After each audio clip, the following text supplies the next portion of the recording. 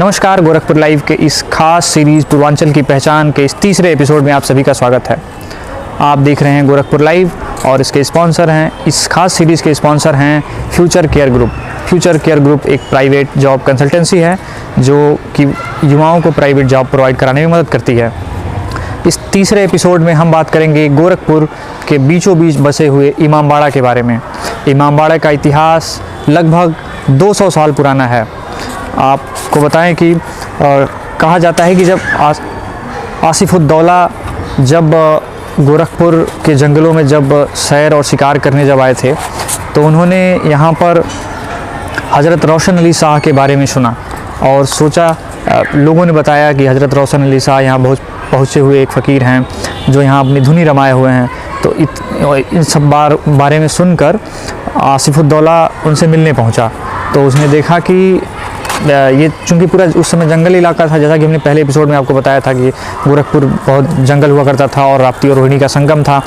तो उस समय जब आसिफुद्दौला यहाँ पहुँचा तो उसने देखा कि ठंड का बहुत ज़्यादा मौसम था और बिना एक मामूली कपड़ों में हज़रत रोशन अली शाह यहाँ पर अपनी धुनी रमाए हुए थे और बैठे हुए थे। तो जब आसिफुद्दौला यहाँ पहुँचे तो उन्होंने देखा कि बहुत ठंड है और ये इनके पास शाल नहीं ओढ़ने के लिए, तो उन्होंने अपना शाल जो है हज़रत रोशन अली शाह को उड़ा दिया। तो हज़रत रोशन अली शाह ने उस शाल को उठा के अपने पास जल रही धुनी में डाल दिया और शाल जल गई। तो आसिफुद्दौला ये देखकर आश्चर्य में पड़ गया। उसने कहा कि आपने ऐसा क्यों किया? तो फिर उसके बाद हज़रत रोशन अली शाह ने उस धुनी से, यानी उनके पास जो आग जल रही थी वहाँ से उस शाल को दोबारा निकाल के इनको वापस कर दिया। ये देखकर आसिफुद्दौला काफ़ी आश्चर्य में पड़ गया और उसने वहीं से वो बाबा का मुरीद हो गया और उसने कहा कि आप हमसे कुछ मांगिए, आपको क्या चाहिए? तो हज़रत रोशन अली शाह ने कहा कुछ नहीं चाहिए हमें। लेकिन जब काफ़ी रिक्वेस्ट की, काफ़ी गुजारिश की तो उन्होंने कहा कि अगर आप कुछ चाहते हो तो यहाँ पर इमामबाड़े का निर्माण करा दो। तो आसिफुद्दौला ने उस समय 17 इलाकों को उनके नाम कर दिया, हज़रत रोशन अली शाह के नाम कर दिया। और घर जाकर जब अपनी वाइफ को, यानी अपनी बीवी को, अपनी बेगम को बताया इसके बारे में, तो उन्होंने भी सोने और चांदी की ताजिया जो है वो इमामबाड़े को भेंट की, जो आज भी यहाँ पर मौजूद हैं। और जब भी मुहर्रम होता है तो उसको निकाला जाता है और जनता के दर्शन के लिए उसको रखा जाता है। हज़रत रोशन अली शाह के जो भाई थे फौलाद अली, उनके बेटे का नाम था सैयद अहमद अली शाह। तो उनके बाद दूसरे हज़रत रोशन अली शाह के बाद सैयद अहमद अली शाह जो है दूसरे जो है इमामबाड़ा के प्रमुख बनाए गए। तो हज़रत रोशन अली शाह जो थे वो शिक्षा उनका बहुत ज़्यादा नहीं था और वो शिक्षित मतलब पढ़ने लिखने में वो बहुत आगे नहीं थे। लेकिन उनके जो उत्तराधिकारी थे सैयद अहमद अली शाह, वो उनको उन्होंने काफ़ी पढ़ाया था और उर्दू, अरबी, फ़ारसी और हिंदी का भी उनको अच्छा ज्ञान था। तो उन्होंने इमामबाड़े को काफ़ी नया मुकाम और ऊंचाई दिया।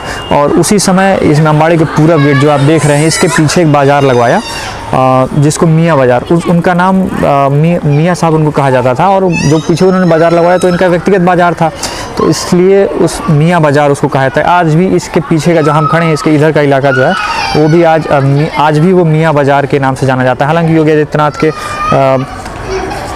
आदित्यनाथ ने 2001 में पहल करके उसका नाम बदल कर माया बाज़ार कर दिया है, लेकिन आज भी वो जगह मियाँ बाज़ार के नाम से ही जानी जाती है। मैक्सिमम लोग उसको मियाँ बाज़ार ही कहते हैं, हालांकि आधिकारिक तौर पर वो भले ही माया बाज़ार कही जाती हो, लेकिन उसका नाम जो है इन्हीं सैयद अहमद अली शाह को ही लोग मियाँ साहब कहते थे और उन्हीं के बसाया हुआ बाज़ार था, इसलिए उसका नाम मियाँ बाज़ार हो गया।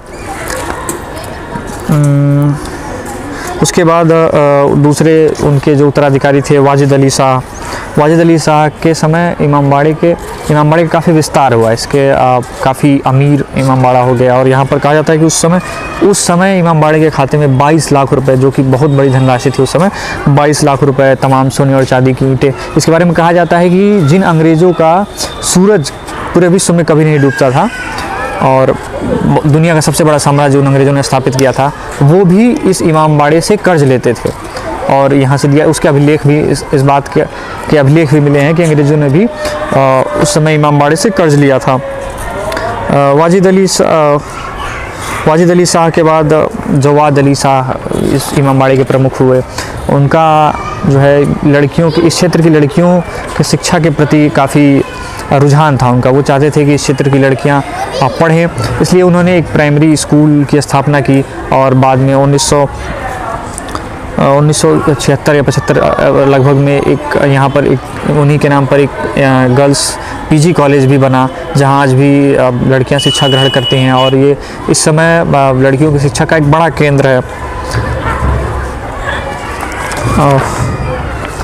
आपको बता दें कि यहाँ मुहर्रम के समय एक भव्य मेला लगता है और उसे देखने के लिए न सिर्फ पूर्वांचल बल्कि पूरे उत्तर प्रदेश और साथ साथ बिहार, राजस्थान और मध्य प्रदेश से भी अकीदतमंद यहाँ आकर मरसिया पढ़ते हैं और तमाम अपने जो मुहर्रम का जो पर्व होता है उसे मनाया जाता है।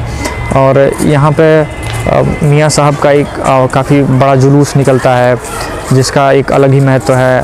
बता दें कि ये जगह गोरखपुर रेलवे स्टेशन से मात्र 2.5 किलोमीटर और गोलघर से सिर्फ 1.5 किलोमीटर दूर है। अगर आप यहाँ आना चाहते हैं तो ये जगह सीधे जो है कचहरी टाउन हॉल क्लब से सीधे आप इधर आएंगे तो हठी माता का मंदिर है, उसके बगल से रास्ता सीधे आता है। आप किसी से भी पूछेंगे तो कोई भी बता देगा। और इसके बाद अब हम कब आएँ, तो यहाँ आप मुहर्रम के समय आ सकते हैं। मुहर्रम के समय यहाँ काफ़ी भव्य मेला लगता है। यहाँ पर दूर दूर से लोग आते हैं और ज़रूरत की सामान ख़रीदते हैं। ये बाज़ार काफ़ी प्रसिद्ध है। और आप देख रहे थे गोरखपुर लाइव की खास सीरीज़ पूर्वांचल की पहचान, और ऐसे ही और ख़ास और ऐतिहासिक जानकारियों के लिए हमसे जुड़े रहिए। ऐसे ही हम आपको बताते रहेंगे कि गोरखपुर और उसके आसपास क्या है ख़ास। अगर आपके पास इससे जुड़ा कोई सुझाव है तो हमें ज़रूर बताइए। हमारे चैनल को लाइक करिए, सब्सक्राइब करिए और शेयर करिए। धन्यवाद। अन्य खबरों के लिए आप गोरखपुर लाइव चैनल को लाइक, सब्सक्राइब और शेयर करें।